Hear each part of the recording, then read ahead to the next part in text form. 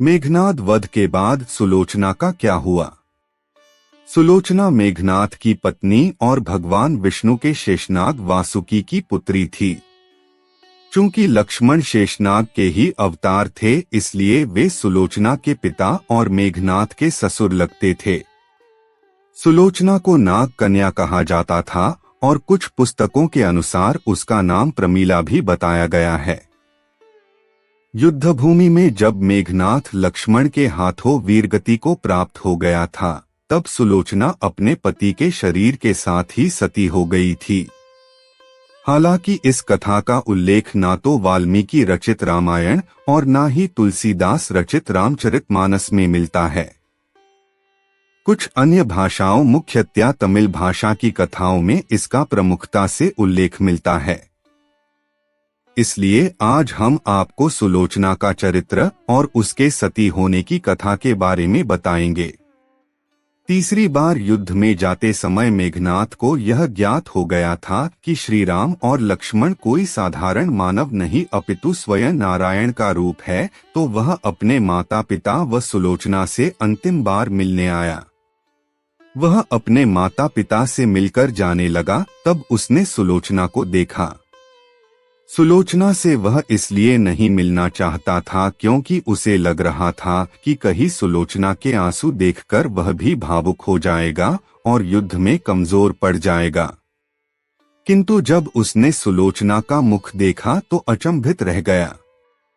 सुलोचना के आंख में एक भी आंसू नहीं था तथा वह अपने पति को गर्व से देख रही थी।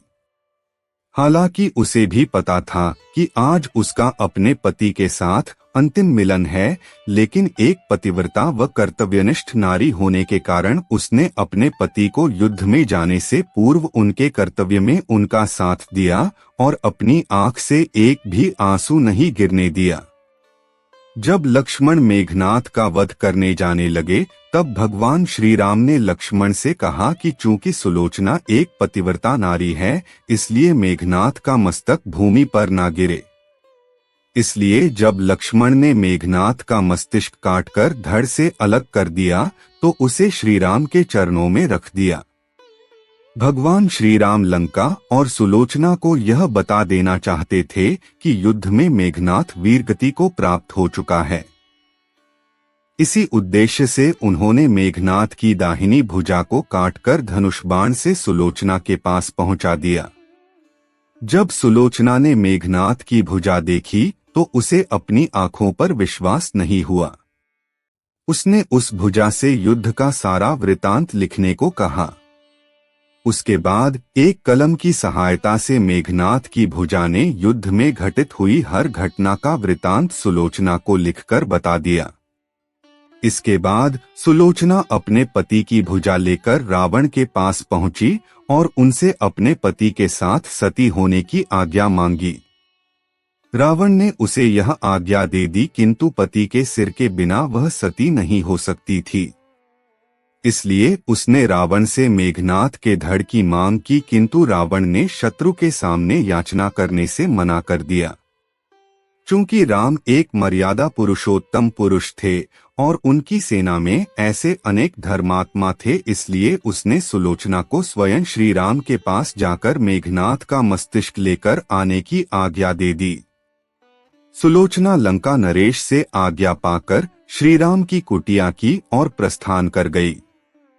जब सुलोचना भगवान श्री राम के पास पहुंची तो श्री राम व उनकी सेना के द्वारा उनका उचित आदर सम्मान किया गया और श्री राम ने उनकी प्रशंसा की। सुलोचना ने भगवान को प्रणाम किया व अपने पति का मस्तिष्क मांगा।